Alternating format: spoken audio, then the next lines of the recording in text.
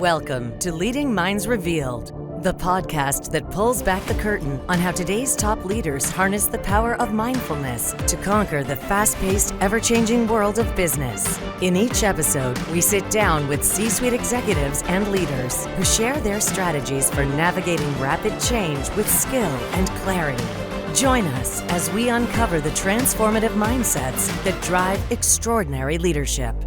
These insights aren't found in business books, and they'll revolutionize the way you lead. And now, here's your host, Michael Apollo. Hello, everybody, and welcome to another episode of Leading Minds Revealed. I'm really looking forward to today's episodes where we're going to explore the intersection of digital transformation and human-centered leadership. We're going to look at how leaders can navigate rapid technological change, integrate emerging tools like AI, while keeping people at the heart of strategy, and how to balance innovation with trust, resilience, and culture. My guest today is a dynamic leader in digital transformation and strategy, and he is the vice president of client partner at Bits in Glass. Bits in Glass is a globally recognized boutique leader in intelligent automation, delivering tailored, scalable solutions that blend strategic innovation with a deeply people-centered approach. He's been at the forefront of guiding organizations through the opportunities and challenges of technological adoption, helping leaders not only adapt, but to thrive in times of disruption. With that, meet my guest, Aamer Hasham. Welcome to the show, Aamer. Thank you, Michael, for inviting me, and I'm really excited about this conversation. Likewise. Before I dive in, I just wanted to say that, how much I've been looking forward to this conversation. In our correspondence before this, we were discussing about these fads that are coming up. There's so many of these business fads that are looking to enhance productivity or to create the most effective processes. Yet so many of them may actually miss the humanity and everything. And also when we were speaking last, that there's this tension that many leaders face about how to leverage the latest technologies also without losing sight of the people that they serve and lead. So there's almost seems like this tension, right, in business that we have to have very effective processes that maximize performance. Yet we need humanity. We need to retain the heart. We need to bring in new technologies, but then how do we adopt them with also by recognizing people are at the heart of utilizing these technologies? And so, with your experience in digital transformation, what does it really mean to lead through digital transformation in this really complicated era that we find ourselves in? Yeah, I think that's a really good place to start. And as you were just explaining the context of what we're talking about, one thing that it just occurred to me is that, even just the terminology, the way we call it digital transformation, which just assumes that the transformation is at a digital level, and it doesn't even include humans. And sometimes I think how we name things can have an impact on how we do things. So, from my experience and being involved in a lot of these types of initiatives, I think at the outset it's very, very helpful to do an assessment of the whys. Why is it that we're doing something? One of the organizations in the past that I used to work for, they were very, very good about business cases, and I think um, the older version of me appreciates it that, in part of the planning process, they would sometimes even come back and say, we are not going to do this XYZ initiative because it did not necessarily qualify the whys. They would really take the time to better understand why they were doing something and what was the reason behind it. So understanding the why helps the client understand why they're doing what they're doing. But of course, at the same time, the teams that are involved in these large, complex initiatives that can sometimes sometimes take years to complete. And then how do you find motivation in a very fast-paced environment is try to understand, why am I doing what am I doing?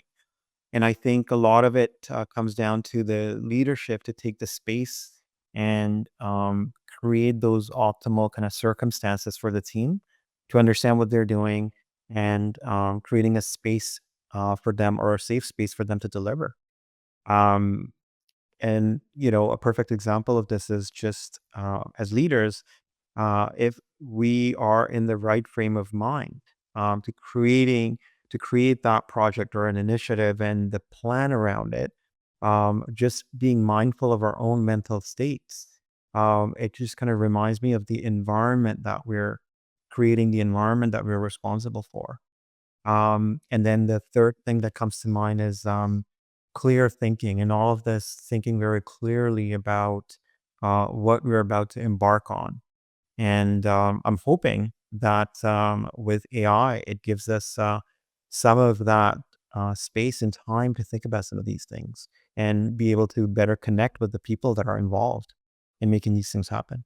So, it sounds like it's a very organic process, right? And you think of Simon Sinek, he speaks of this, start with why, and it was quite a prolific, one of the top TED Talks when I think TED was hot.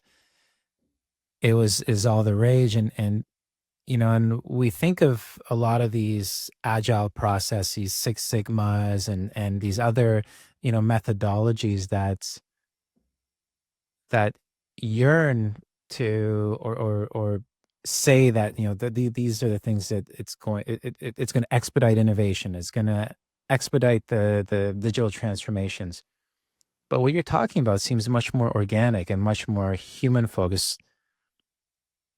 What's the difference? Like, what's the difference? And what does it look like to take a little bit more of that human focus where you're starting with why? What does it look like? Is it a process that you move through similar to these other methodologies? Maybe you can explain a little bit around that. Yeah, absolutely. And a lot of it, has been my just from personal experience in terms of seeking the why. And, a lot of times when I work on some really complex projects with a lot of people involved, of course, we're talking about the problem. This is the problem we're going to solve. But then as we get kind of deeper, by the time the project um, is put together, all you see in some sort of a project charter is, this is what we're going to do.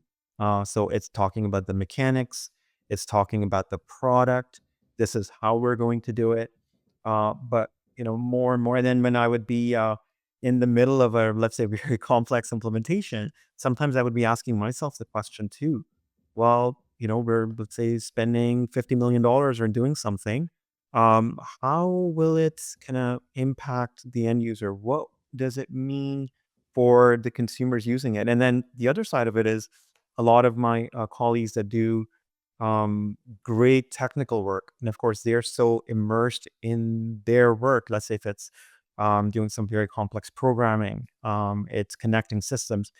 You almost kind of, in all of our fields and our domains, we just go in a bit of a tunnel in our areas of expertise. And similarly, at an organizational level, finance is doing finance, and we love numbers, and it's marketing doing marketing and talking about their processes.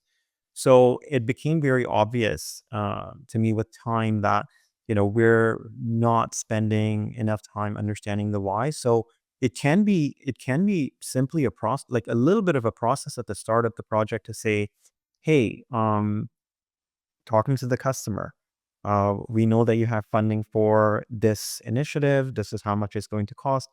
Tell me in very human terms. What is the problem that you're trying to solve? And then, even in that discussion, a lot of times I find that asking the next why, okay, so this is the problem you're trying to solve. Why are you trying to solve that? What's the motivation behind it? And then, take the next step and the next step and the next step. And through the end of the conversation, you have a really good kind of idea of what are the problems they're trying to solve, but why are they trying to solve it? And, in project management, there's a term called scoping. Come up with a scope of the initiative. But there has been examples where, when you're sitting with the client and you're asking about the why, sometimes they'll be like, oh, maybe this is not that much of a problem, but what about this? This is a real good pain point. So let's try to solve for that. And then once we have a good idea about the why, then it's, talking about the qualitative and quantitative benefits. And sometimes I found that there are problems that it's very easy to come up with the quantitative benefits. But there are sometimes problems that are really worth solving if it qualitatively improves the lives of the customers or the day-to-day lives of the people that are behind the computer or taking calls. And we don't have the numbers behind them just yet, but we know it's a big problem. And then kind of going through that why, sometimes it's like, let's solve the problem and then we can measure it. And then, you know, doing surveys later and kind of figuring out, has it really made a difference in the lives of the people that are using that product or service? Yeah, it's really interesting, that could be woven into teamwork, into the different projects, even if it's not digital transformation, but really taking that time to sync as a team to gain alignment on the direction. And, if I've heard, I was speaking to an executive from this one insurance company about how important having a very clear purpose is when leading a team, to see how each of us play a role in bringing that initiative to life. And if we don't see our connection to it or how we're influencing it, that we can feel disconnected, and I can see how that it's almost like taking some time to slow down on the onset, to gain some deep clarity, so that then you can move forward together and in a much more clear and connected way. I can see a lot of value to that. And so, what do you see as some of the biggest blind spots when it comes to digital change? I think right now, every leader that I speak to, literally every organization has a division that's involved with integrating new strategy on new technology, likely AI based, or leveraging AI to develop apps and all these other tech platforms so that they can expedite, their process and whatever it is, their enhance their product offering or whatever that is. But you know, what do you think are the biggest leadership blind spots when it comes to introducing this digital change to an organization? Yeah, and I think with digital transformation, the change, it's of course all very exciting. In terms of blind spots, there's a few that come to mind. One is for sure, the focus is on the technology. So let's say if you can develop a product really quickly. Now I've been involved in some projects where we're using the term fail forward. So in terms of, we want to move so fast that, in the past with previous or older methodologies or more traditional methodologies, there's a concept of testing and rigorous testing. And of course, there's industries that's still very, very important. But there's also an element of risk taking now as things are moving fast. So whatever is broken, that's fine. We'll launch it and then we'll fix it. So we're feeling forward. So I think in terms of the blind spot is our brains are still our brains, right? So we're creating these tools, but who's going to use the tools? The way our brains work through so much evolution, this is where we are. Our brains are not capable sometimes of absorbing that, or I should say, like even absorbing it or using it in a meaningful way. So I think, and that's where the concept of slowing down that you mentioned is very important. And I think one of the things that I truly believe in is that as leaders, or even as the users of a technology in our day to day lives, slowing down our thoughts is very kind of distinct from slowing down the process or operations, right? So you could think about an athlete, or even in our day to day lives, whatever sport we participate in. If we're biking and we're going really, really fast downhill, and we're worried about the risks. If anything, all the distractions are gone. And in some ways, although we're going fast, but the best work we're able to do is when we slow down and focus on an activity. So I think that's another kind of blind spot, that we have to kind of think as fast as the tools that we're developing, where I think that can be sometimes counterproductive. And I think some of our discussions, I know that you've also followed some of the books and the podcasts from Mo Gauda. And one of the things that really resonated with me is that even in terms of a blind spot, the concept of time, we know from physics that, like, time itself is a variable. It's not fixed. So, for example, in uh, in terms of gravitational force, the higher the force of gravity, the slower the time goes. But in our kind of day to day project world, sometimes I find that time is not seen as a tool, but a constant. And I really feel that sometimes that creates a lot of rigidity in the way we operate, whereas like slowing down, focusing on the task at hand can be really, really meaningful. Yeah, it's sort of these, what I was hearing there is these fixed mindsets that we can get into can be, there's a few different blind spots you're talking about. Having a fixed mindset, not being able to slow down, uh, being inflexible, around what we think how things should be, which is a little bit of our own wiring. And I think one of the blind spots as well we were speaking about is that not being aware of how we're approaching a situation. And it's really interesting, that Ellen Langer, she's a Harvard anthropologist, but works within the business school, the Harvard Business School. She speaks about mindlessness as using yesterday's solutions to today's problems. And so it's sort of getting caught up in these habit patterns that we get caught up in and not being aware that we're doing that. And with that awareness, when we become aware, when we slow down, we can actually have a bit of perspective going, hey, is this the right approach? Why are we doing this? And I think that that's so important, like what you were saying, to take that time. Yet it's so hard, right? Because that's sort of how we're wired. And so what are some of the ways that you help yourself to gain that awareness, to slow down, to be aware of your mindset? What helps you in um, in being aware of these blind spots and being able to sort of implement ways to to move more optimally in your leadership?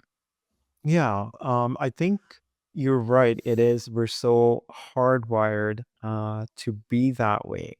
One of the things that definitely helps me is more recently meditating. So taking some time out um, during my day, or at the start of the day or end of the day, and just slowing down my pace of thoughts, understanding what's really important. Another thing that really, really helps me is, I think we were talking about it earlier as well, biking. That again that's where I find that a lot of people have. I've been listening to some of the other episodes of your podcast as well. And one thing I noticed that a lot of people have these techniques, be it any sport that people participate in. I think that's when I find I get a lot of insights as well.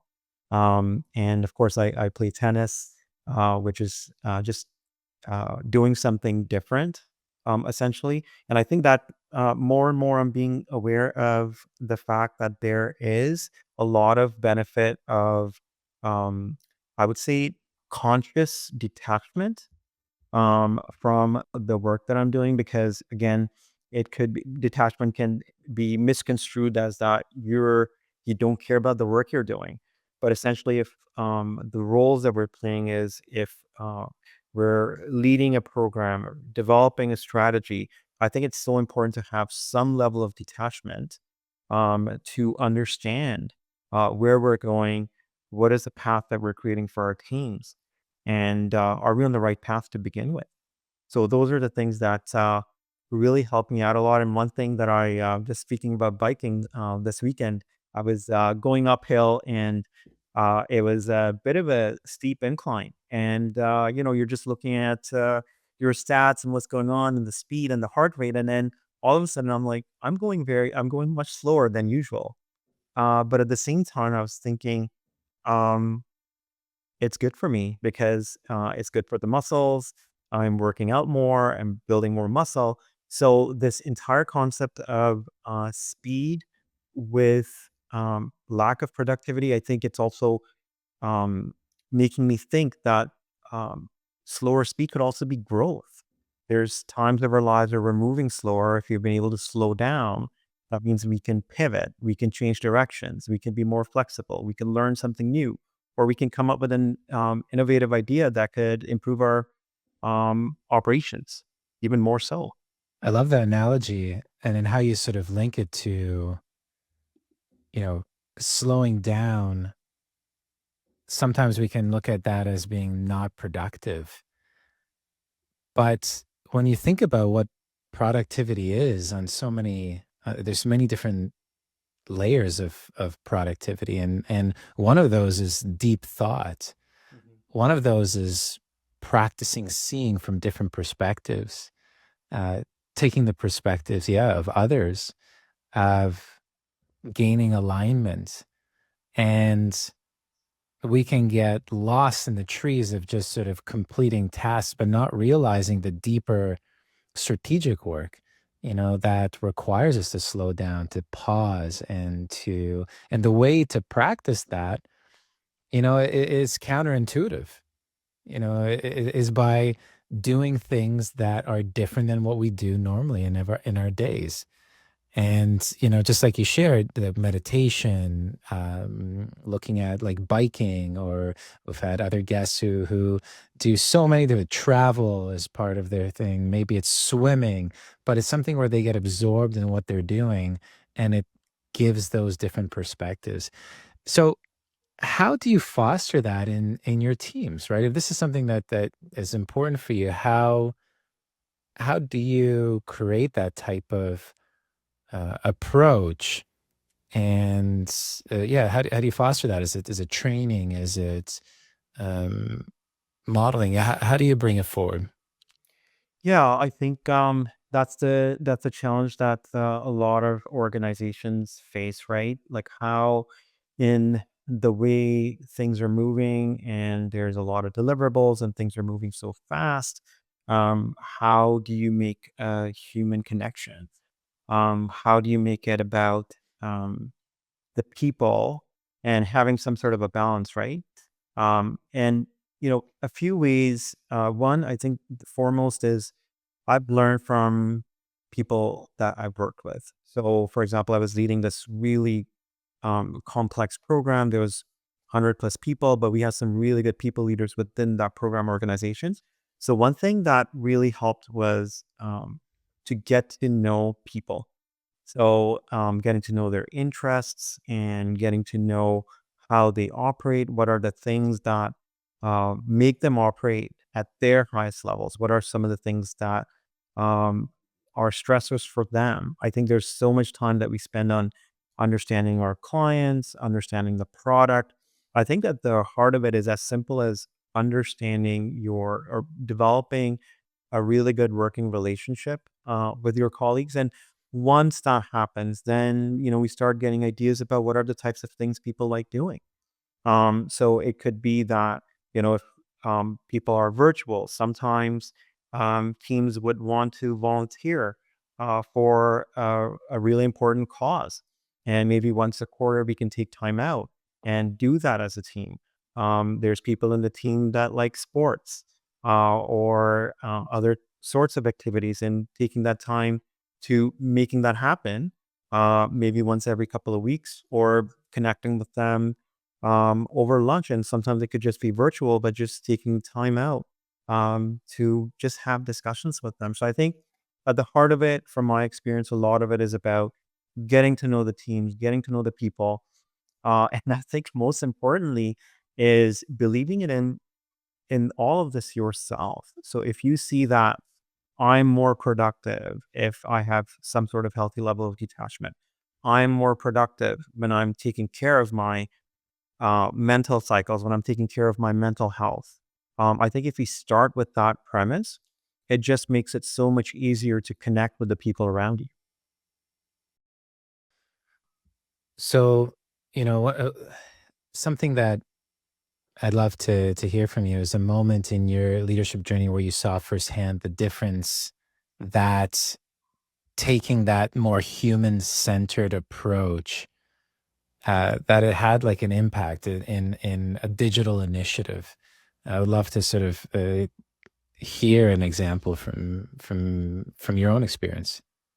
Yeah, absolutely. A couple of years ago, I was working on this major digital transformation initiative for an airline. It was a very, very busy time for us. We had over 100 people involved in the initiative, and basically, we were able to do a lot of work. So basically, able to compress a 5-year timeline to 18 months. So it was a very busy time. And one thing from the get go, and of course, there was a lot of people involved in pulling together this program organization. And one thing that we knew for sure was there was a lot of very capable people in the team, from like all levels, leadership, technical leadership, development, testing, architecture. So we knew that people, and everyone was really excited about the mandate, about the program, but things were moving very, very fast. And a lot of times, and in my role as, I was overseeing this implementation.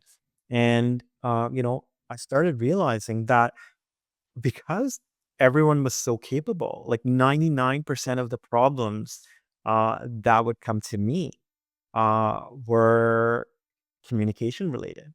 Not because things are moving fast. And one of the things that happens when things move fast is things change. And of course, we were talking about being rigid, but I think there's also this thing about changing too fast. We're changing so fast that we can't absorb what the changes are, or we can't reconcile what happened yesterday. I couldn't even finish the task that I had yesterday. And now that task that I had started has changed. And then what that would do to the people that were kind of um, trying to deliver that initiative. So I've started realizing a lot of the problems that we were getting were not technical because people were very capable. And what we started doing was a lot of initiatives around communication. So every leader, with their respective team, they reorganized a few things to kind of have checkpoints with the team. With the client, we reorganized the way we were communicating with them. And even with sometimes communicating over email. So, let's slowing this down, because with emails, before you know it, on a program like that, in a day, each person could easily get 100 emails. So, do we really need to do that? Let's maybe have some sort of a dashboard online, and if there's any changes, instead of sending me your Excel file, and I'll send you my Excel file, and by the time I sent you my Excel file, your Excel file's changed already, and it's caught up in email. And it's going to cause a lot of confusion and misunderstanding. Let's probably find a better way to communicate. And started noticing a lot of changes. Things started getting calmer. People started to get more perspective. But of course, it was very ambitious program. So we knew that it was going to be stressful.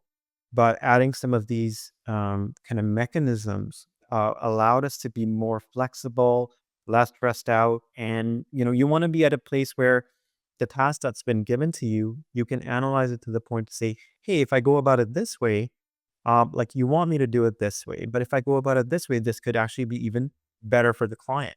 So having that ability to analyze things was very important. And I noticed during that time, there were many moments where some really high performing team members, you're on the initiative for so long, um, eventually people get burnt out. So their performance, like, everything is quantified. It used to be so good, and now it's dipping so much. And because I was lucky to have a lot of leaders in the team who knew their teams really well. And sometimes they would be the first ones to say that, hey, in my team, so and so is dealing with a personal health issue, or there's something else personal that's impacting them. Or they've been, the velocity at which they've been working has been so fast. So let's switch them. Let's take them from this team to this team. So kind of having a lot of these kind of mechanisms really, really made a difference. And I think otherwise, we would not have been able to accomplish what we did. So that was like for me, and a really good lesson learned as to why it's so important to think about the people that we work with. Mm. What I'm hearing is that, the something that we need to maintain a strong focus on is really connecting with each other and understanding that we're human beings, having a human experience at work. And we need to foster that sense of communication, a sense of connection, understanding where people are at, taking the time to tune in, to take these team pulse checks, to understand what is the pace that people have been working at, how are, especially from a leadership perspective, a lot of the research shows like 80% or more of a leader's time is spent in communications, whatever that might be, mediating communications, communicating strategic initiatives, but it comes down to these relationships and the quality of those relationships. And we need to prioritize that. And it's really interesting in an article that we were discussing uh, by Arthur Brooks from The Atlantic. He was sharing this research showing that these traditional productivity methodologies, like Six Sigma, for example, when they've been implemented across organizations compared to the S&P, that the organizations who implemented them were actually underperforming the average of other organizations.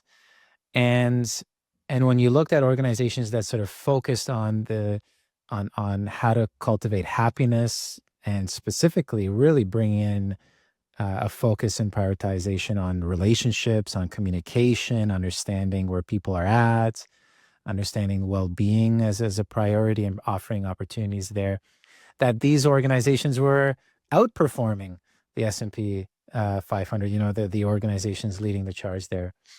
So what's the balance? Like what is the, like, it's almost like, is it a middle way, or the way that I look at it is that, especially within our organization, the Mindful Institute, we get informed by project management principles. We get informed by agile methodologies. We implement and we experiment with an array of different processes and ways of meeting, ways of setting strategy, of having retrospectives, mapping out projects. And rather than adhering strictly to some sort of set principles, what we do is we focus on just connecting as teams and really focusing on creating that sense of harmony, that sense of connection, trying to really honor focus and well-being, understanding that sometimes things are going to get really tough. That's just the reality, and getting through it as best we can. What are your thoughts on the balance between focusing on happiness and focusing on productivity?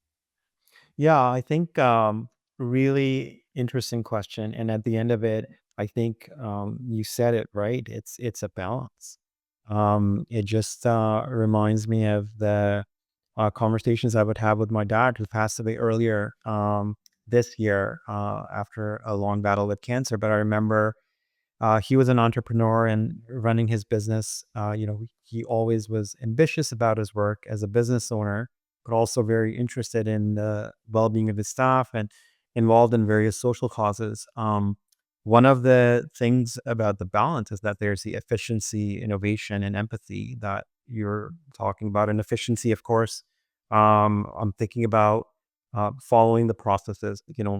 everything you mentioned, Six Sigma, project management skills, making sure things are getting done on time and on budget. Of course, that's important for business. And we want to make sure that things don't fall apart. So I would say efficiency is the absolute must-haves to keep the business going, keep the people engaged, keep your customers. But the other side of it is innovation. And in terms of innovation, sometimes it we have. I feel that sometimes we don't have a choice. This, for example, the AI wave that we're in the middle of, or sometimes it's you're doing something, you're working on a project and a day to day, like after 2 weeks or 3 weeks, you're getting feedback from a client that, you know, it's not what I'm looking for. So then you think about the manner in which you do things. So sometimes that's resulted in innovation. And perfect example, I was a couple of years ago, I would see a lot of these projects that were showing, all these metrics around everything is green, everything's looking good. But, sometimes you would just have a conversation with the team and you would just say, hey, what do you think? Um, or even sometimes with the client, what do you think about what's working, or how are you feeling about this launch? And there would be kind of some vagueness around what is it that this technology will deliver? And then I started thinking, just in the way even I'm managing my day to day, my team is what are the metrics in place that we've put in? So we've put in time, cost, and quality. But what about the content, the why? How do we measure the why? So I felt that in a small way that was innovation and trying to understand what we're doing and improving it. And the other side of it is empathy, right? Like that is so important because this entire conversation we've been talking about people. That it's the people that we're working with. It's the people that are at the core of everything that we do. And I think that is also very important, especially in this day and age. We're communicating across different time zones. There and sometimes it's harder for people to connect as human beings. And I think empathy is one of those things that sometimes I would say, unfortunately, we don't have unless we have we're in a similar situation as someone doing the work. So as leaders, I try to do it. I as much as I can, I've tried to do that in the past. Encourage others as well to try to maybe be in the shoes of the people that are doing the work. And sometimes you realize that um, there's things that are not good, or there's things that need to change. You can empathize, and that really helps the morale of the team. And then the last thing I wanted to say about empathy, even going back to the discussion we were having, um, empathy could also be being honest. Sometimes in organizations, let's say there's lack of funding, let's say the climate's not looking good. In my experience, 99.9% of the times people, and I've been on the other side as well, that things are not looking good. And this could have an impact on your role or on your job. Or sometimes, unfortunately, we have to part ways with people. But even in those moments, I feel that if we are honest, then at least at a human level, and empathize with their situation, people are respectful of that. They understand why something happened. So I think even delivering bad news in an empathetic way, in an honest way, I think it's very important. Yeah, it's really interesting how, the focus on efficiency and productivity, that's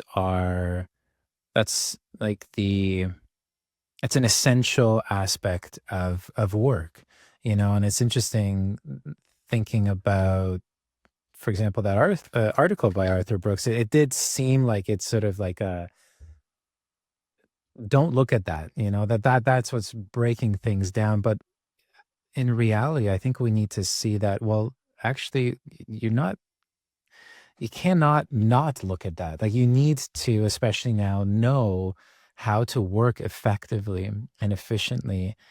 And then strategically, I think there's also understanding that a core aspect of it is focusing on the humanity. And I think if you're just focusing on one side or the other, that's where it becomes a bit of an issue. You need to take whole. You need to see that we are humans, we're human beings, not human doings. Yet we still need to, we actually gain a lot of purpose and a lot of passion and drive from building things, from applying ourselves.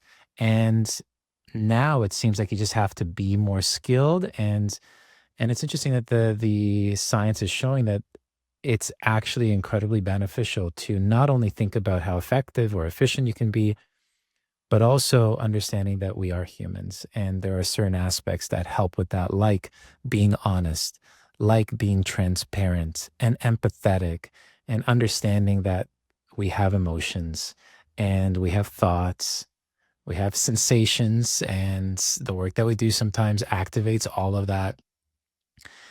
And then those will pass, but there's a way to deal with it skillfully and a way to deal with it unskillfully. And, I'm interested, something that you were talking about as well when we were chatting last, that AI could play a role in helping that. And there are, I think of this CEO of Webado, Giovanni Ferresi. He, in one of my episodes, he was talking about, that AI lacks the context, right? And it just won't, it doesn't know the human aspect of things. And so it could seem a juxtaposition, like how could AI help with bringing the humanity into our work? hmm I think, yeah, that's and I agree with that. Of course, the humanity, the context, all of that is so important. I think it's, I think we can all agree it's still early days, but even from some of the use cases I'm seeing at work myself, I am even looking at the work that clients are wanting to do. There's a lot of tasks around. Um, so if I take a step back, we were talking about this transformation program that I was in the middle of, and I think that we have created so much data. There's so much data out there now in organizations on a day-to-day basis, and I find that once we have that data, it all of a sudden kind of becomes a human being's responsibility in our day-to-day lives and all of our jobs to make meaningful sense. And imagine if your job is to take tons and tons of data every day in Excel spreadsheets, and then you're tasked with some sort of a mandate that, oh, we want to be more insightful as an organization, to reach out to prospects that would be the most meaningful, or could we have the best working relationship with. And as we know, there's data and it changes. It changes every second, and it's changing all the time. With AI, making sense of that data is becoming easier. We've had all of these tools in the past, and they're still getting better about automation. So before AI, we've been doing automation for a very long time, and now AI will take the next step and start giving insights on data. And coupled both of these things together, we can have automation and then AI. I could already see um, people having more time. So instead of now getting stressed out that I couldn't get all of this data organized and loaded into this system and this system and 10 other systems by the end of the day, I can then maybe just look at some exceptions, things that didn't go well. I get the report at the end of the day, and all of a sudden the stress level can go down. It's like, or maybe you could start relating with your job a little bit better, in that you have more time to understand what is it that you're doing. I think everyone loves, I think it's a really um, powerful motivator to be able to improve the place that we work at. But of course, we have all these aspirations. At the end of the day, you need to have some space and time to be able to tackle some of those problems. I'm thinking, if some of these repetitive tasks are taken care of by AI, then humans can, as colleagues, get together and start talking about real problems that are causing friction between teams. Maybe the teams are not communicating more effectively, getting them time for that. One of the things I've noticed is a lot of people are using the there's a tool from Google that creates minutes for you and even action items. So I think in every field, I guess you can also talk about medical field, project management, finance. How much time are we spending documenting those notes? And by um, the time comes to making that human connection, that time is gone. So I think if we're spending more time doing administration and then less time doing that and spending more time with our colleagues on and even clients, I think that could really improve the work dynamics if we give it a chance and space to do so. Yeah, it resonates as well with what Giovanni was mentioning around, now that we have AI that can help us to take care of a number of these mundane tasks that we would normally have to spend quite a bit of time on. What are we doing with that time? I think it's really, really important to think about, are we going to fill that time in, or are we going to slow down? Are we going to think really strategically, creatively, responsively, not only responsibly, but responsively rather than reactively? I think it's so important. Even I think a lot of the research is speaking at how those are the skill sets that are needed to be able to effectively work in this age of AI.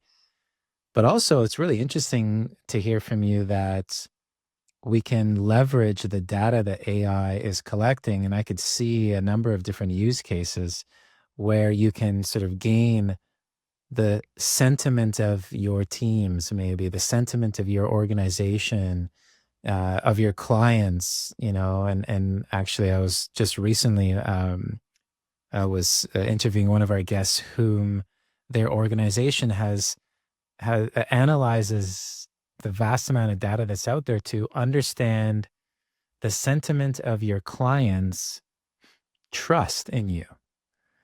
And that trust is a predictor if they're going to continue business with you or not. It's interesting to maybe even get the same type of analysis of your teams. What is the level of degree of trust fostered in the team? And we actually use that at the Mindful Institute. We have a team dynamics report, an assessment of team dynamics that gathers a lot of this data from a team to give them a pulse report, feed it back. This is where you're at. This is where people are at in terms of their communication, how trusting is the relationship, how open people are to hearing feedback, knowing each other. It's really interesting to think about how AI can really help with that. Wow, you know, you know, um, it's really interesting. Uh, you've shared how you know your father played a role in teaching you the importance of balance, and with also sort of good business practices. And thinking about some of the things that you're thinking about now, in this part of your life. I know you've quite recently, you've dealt with a lot, and there's been a lot of time that you've spent thinking about how you want to approach your leadership. It seems like you've really sharpened your mindset, took time to reflect. What is it that you're thinking about now in terms of how you want to show up as a leader? Yeah, I think that is a really good question. Yes, I've taken some time to reflect on that, and of course, a lot of the lessons that we learned along the way with the journey that my father had. So one of the things, definitely more focus on um, the people that I work with.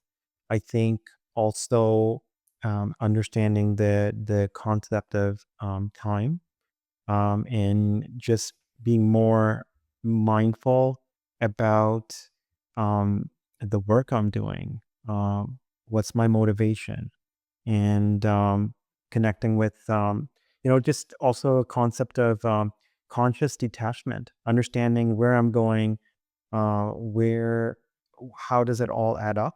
And one of the things that it's front and center for me is the concept of impermanence, right? Like as you kind of start thinking about life, is you know life starts and life ends, and even at work, I believe in putting in your best effort, and sometimes not getting the results. Like a lot of times, the effort that we put in may not be directly correlated with the outcomes or outputs.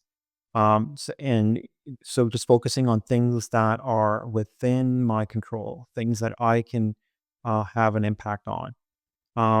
And Also learning that, the lessons that we learn in life are we learn through the most difficult moments, most painful experiences that we have. And I want to be able to be at a place, and it's a journey where I'm in the right mindset, that I'm able to see losses as lessons learned. And I think that for me is the guiding principle, is that sometimes we get so, and for good reasons, of course, that we're so attached to what we're doing, that a loss is seen as, failure of a character flaw or this or that. But a lot of times these big losses are opportunities to think, rethink, pivot, and most importantly, grow.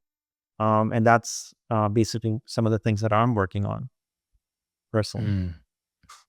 Yeah, thank you so much for sharing that.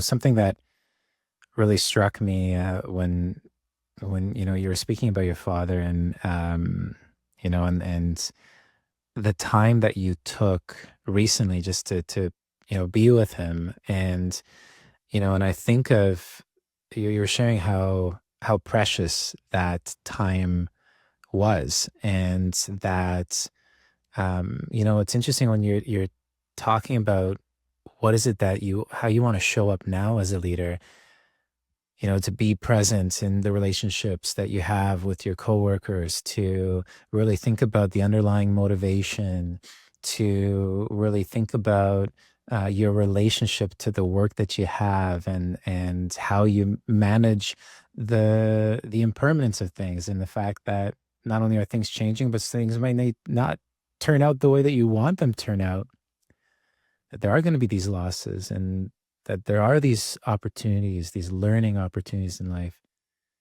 It really makes me think about how important it is to reflect on impermanence, and the fact that we come into this world and we're going to come out of this world. And so what are the most important things to focus on?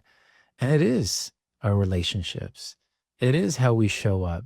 It is doing the good work, and it is learning, and I think you've really hit the nail on the head on that. And I think a lot of that insight and that wisdom comes through time, and it comes through facing these challenges. And so I'm really grateful for you for sharing your journey, your story with us, Amer, and these really, I think, important insights on really keeping a human centered focus on how we show up as leaders, and balancing that with getting things done. And part of that is really focusing on why are we doing what we're doing, and what are the most important things that we need to focus on, and then how do we make that possible by really slowing down, by showing up with purposefulness and with connection.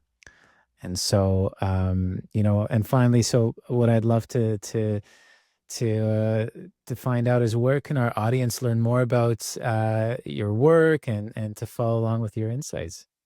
Yeah, thank you. Yeah, definitely on LinkedIn. And I currently work at Bits and Glass, and previously I worked at Metrolinx and Magna.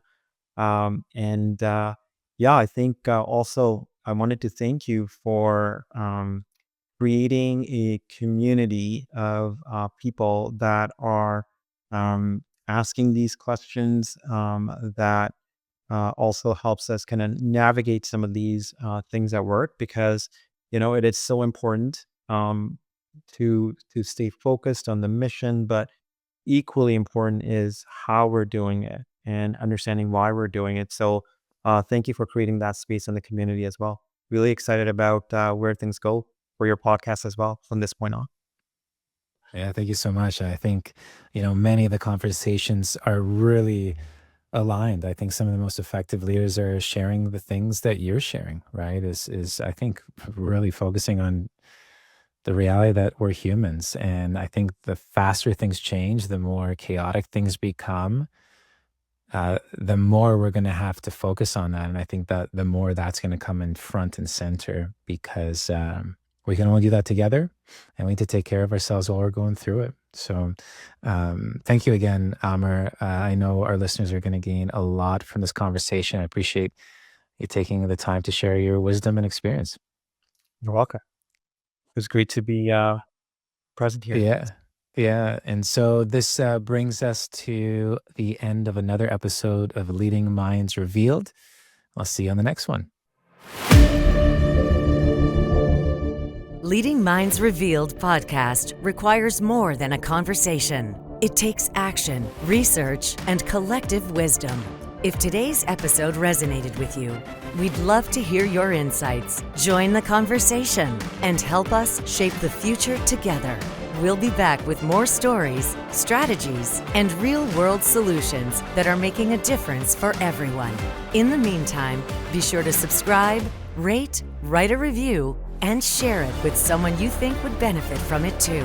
Thanks for listening, and see you on the next episode.